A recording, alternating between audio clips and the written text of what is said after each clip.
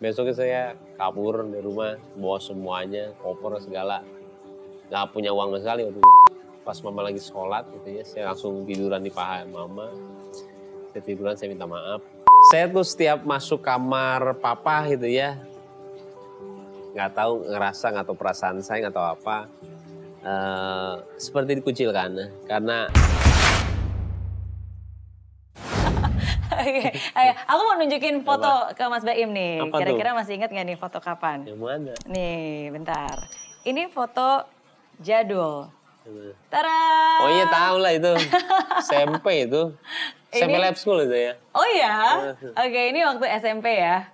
Oke, beda banget sama yang sekarang. Beda. Ini masa-masa menuju bandel atau waktu itu masih Menuju. Udah ngerokok ini. bandel SMP Menuju ya? ini. Oke. Saya tuh bandel SMP kelas 2 aja. Iya.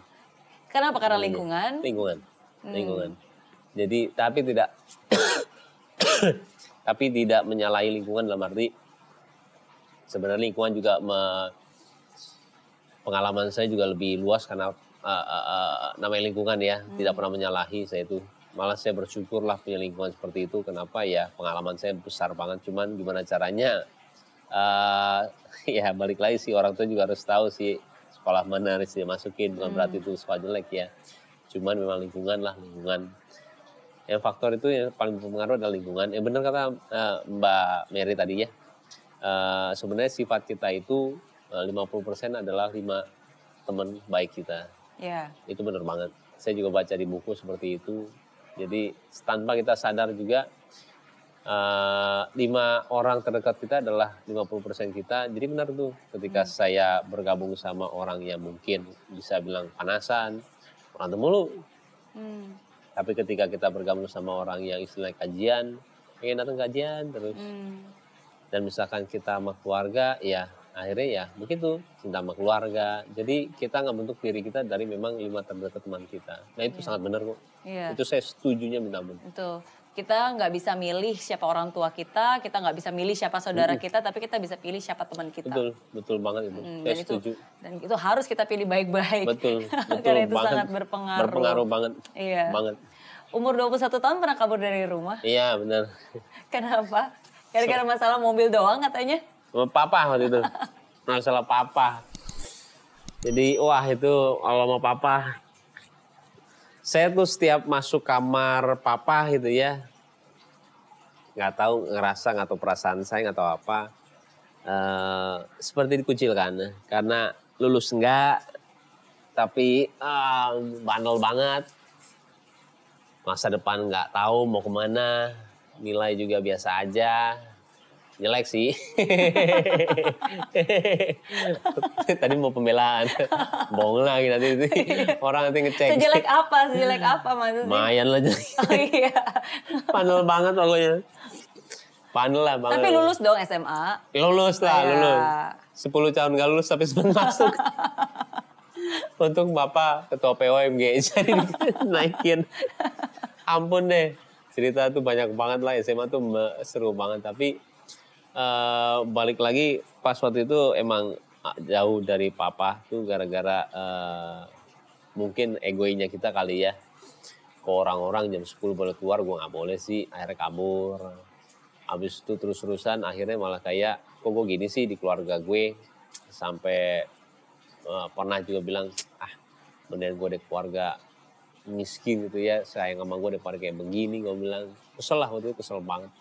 Akhirnya udah terus ya begitu. Akhirnya juga ada satu momen tiba-tiba nggak diselamatin ulang tahun gitu ya. Kesel kali ya, kesel. Besoknya saya kabur dari rumah, bawa semuanya, koper segala. Nggak punya uang sama sekali waktu itu. Waktu itu masih main bilat. Bilat tuh masih istilahnya mata pencarian lah. Jadi taruhan apalah segala semua itu. Makanya saya tuh bandel banget emang. 6 bulan saya keluar dari rumah. Itu kuliah berarti ya? Kuliah. Saya oke. kuliah 6 bulan dari kabur dari rumah. Ada tuh teman saya di bawah namanya Niko juga, dia saksi saya lah. Saya nginep di rumah dia, nginep di rumah adalah teman-teman saya. Pas waktu berapa bulan ya? 5 bulan lah ya. Saya udah keluar terus. Waktu itu sempat ketemu kakak saya tuh di Plaza Indonesia. Udah lama lah saya nggak ke rumah. Dan saya lebih senang malah, karena itu kebebasan yang saya mau sebenarnya. Karena dari dulu tuh bukan dikekang ya, ada aturan terus lah di rumah. Memang nggak dicariin kan? Cariin lah, saya aja nggak mau Terus pulang. tapi nggak mau pulang. Nggak mau. Karena saya mau papa saya sendiri yang ngomong. Bukannya kakak, bukannya mama. Karena saya kan ini sama papa ya. Nggak pernah mau pulang. Jadi pas bulan kelima saya kangen banget sama mama. Akhirnya saya telepon. Saya ingat banget pagi-pagi. Nangis saya. Ma, apa kabar? Baik, kangen banget lah. Kamu pulang dong katanya. Iya, nanti mah papa suruh papa lah yang ini. Karena kan Baim sama papa ininya. Suruh papa lah telepon. Karena kan kalau laki-laki tuh egonya gila sih ya. Apalagi orang tua juga begitu lagi sama. Ampun deh. Makanya terus ya begitu. Dan setelah telepon itu besoknya papa nelfon. Cuma 2 menit kok. Kalau nggak salah saya lagi ulang tahun atau gimana sih. Boy selamat ulang tahun ya. Papa saya bilang. Terus dia bilang kamu pulang Gi katanya. Mama setiap hari nangis tuh di kamar kamu katanya. Kamu pulang Gi katanya. Cuman sesimpel itu. Besoknya saya pulang. Saya pulang, pas saya pulang itu siang, pas mama lagi sholat gitu ya, saya langsung tiduran di paha mama. Saya tiduran, saya minta maaf, disayang lah saya, udah nggak apa-apa maafin ya ma. Biasanya papa cuman, Boim udah pulang, gitu nih. Kembalilah gitu-gitu lagi, cuman senengnya ya saya udah pulang. Nah di situ saya mulai, saya merubah ini saya, pola saya gitu loh. Saya bilang mau kuliah lagi, saya janji IP saya 3 waktu itu. Dan hebatnya gitu ya kalau kita emang punya kemauan gitu ya, dapat 3 pas lagi. Harusnya mintanya 4 ya? Nah, itu mintanya 4. 3 pas, tapi akhirnya ya begitu lagi, ada kerjaan, sinetron, dan tapi ya yang mulainya juga nggak disukain sama papa karena takutnya nggak main-main doang, pakai nama dia lagi Wong gitu loh. Kan saya Muhammad Ibrahim ya, pakailah Baim itu dari Ibrahim, Wongnya dari Johnny Wong. Saya mau emang orang teman-teman dia bangga lah sama saya gitu, anaknya Johnny Wong nih gitu loh. Tapi ternyata lain yang di papa itu, ngapain kamu pakai nama papa? Kan takutnya malu-maluin ya, ngapain kamu pakai? Nah di situ agak-agak ngerasa ini juga sih, aduh saya bilang. Tapi saya nggak bilang, tapi alhamdulillah ketika 2005 naiknya nggak seperti sangka-sangka ya. Dan akhirnya ya ketika papa pulang itu, papa tuh tadi ketemu tuh sama teman papa, itu anak lo ya Johnny ya gini-gini. Dia ngomong gitu tuh kayak, ya inilah maksudnya gue untuk pakai nama ini. Tanpa harus menjelaskan ya sama dia. Jadi memang terlalu banyak lah istilahnya asam garam dan juga kebahagiaan di pengalaman saya ya. Jadi kalau udah segini tuh pas di tahapan segini tuh kayak udah, yaudah udah semuanya tinggal apalagi yang bisa gue jadi manfaat buat orangnya gitu aja gitu loh. Karena udah kenyang sebenarnya, kenyang banget. Tapi kalau kita perhatikan dari setiap semua masalah, semua tragedi, semua kesulitan itu selalu membawa Baim naik level ke yang berikutnya, iya kan? Karena sebenarnya masalah itu emang bener ya, itu tahapan kita ke next level berikutnya. Iya. Bener, karena waktu itu kabur dari rumah, bukan berarti itu harus ditiru ya, tapi jangan ditiru. Tapi justru dengan kepergian itu dan kembali lagi ke rumah, itu mungkin menjadi titik baliknya Baim. Iya dong. Iya kan? Di situ saya apa yang berubah kan? Apakah karena papa yang berubah, karena lingkungan, atau karena Baim yang berubah? Sebenarnya waktu itu balik lagi juga sebenarnya masih ada permasalahan ya, dalam arti saya masih suka keluar, dan akhirnya juga adalah kejadian saya dipindah tangankan lah, bukan tanggung jawab dia lagi, jadi nggak tahu lah saya pakai bahasa apa, Arab waktu itu ya. Kamu bukan tanggung jawab apa lagi ya? Kamu nih, bukan anak dia lagi, gue bilang. Tapi udahlah, saya bilang ya udah deh, gue bilang. Tapi di situ juga sebenarnya titik balik saya tuh, itulah pertama kali saya ikut AW. Ikut AW, saya juga nggak pernah mau ikut kayak gitu. Iya, nggak pernah mau saya ikut gitu. Kenapa ya? Bukan gue banget lah seminar apa-apaan itulah. Tapi tiba-tiba di situ saya dapat sesuatu, dan setelah graduation itu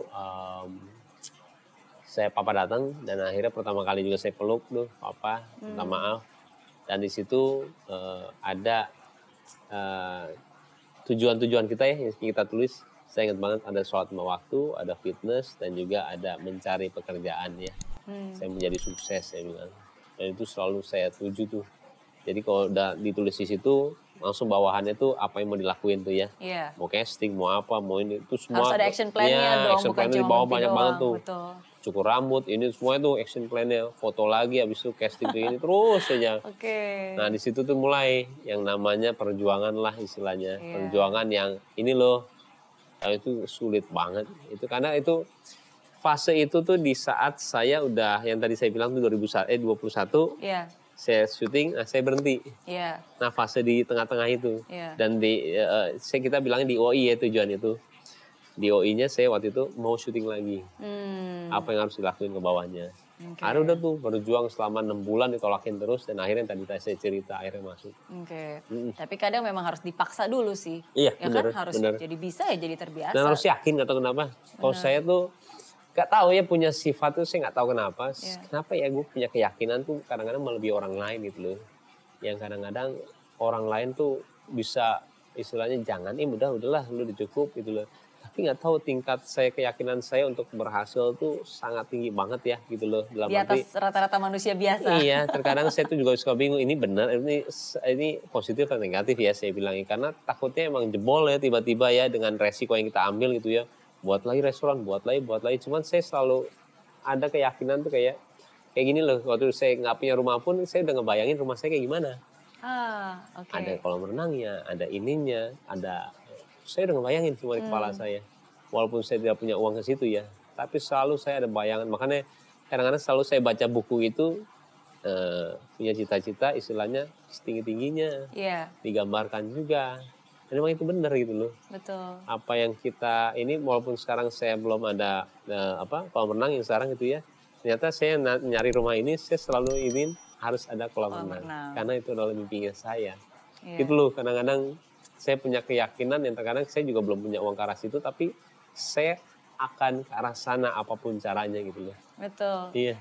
Saya tuh percaya banget sih itu. Ada yang bilang law of attraction, ada yang bilang afirmasi, tapi itu saya percaya banget. Kayak kemarin baru ngobrol sama Andre, Sultan Bintaro. Dia juga gitu dari sejak SMA selalu majang poster mobil BMW, dan itu diafirmasikan. Pokoknya saya harus punya mobil BMW, harus punya mobil BMW, harus udah dibayangin dulu. Dan walaupun dari keluarga yang biasa juga? Dari keluarga yang biasa-biasa aja, dan akhirnya berjuang, akhirnya bisa beli mobil BMW sendiri pada saat itu. Jadi memang kadang-kadang tuh kita harus percaya dulu, baru kita bisa melihat. Gitu. Kadang-kadang kan orang butuh pembuktian, lihat dulu, mana dulu gitu, baru saya bisa percaya. Malah terkadang kalau orang kaya dulu juga ada teman saya gitu, kuliahan gitu, dia selalu bawa BM.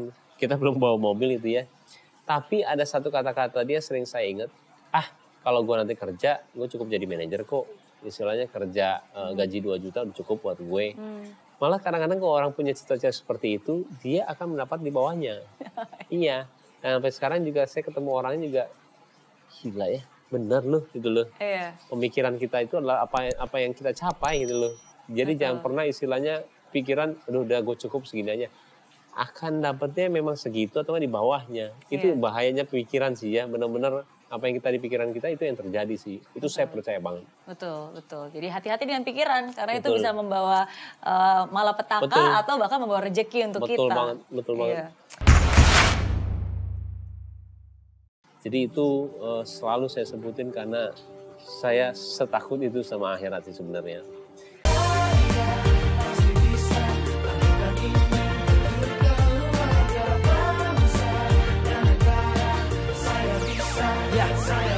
Rasakan bumi tanpa hujan, hidup tanpa tujuan, kering dan mati tanpa hijaunya tumbuhan.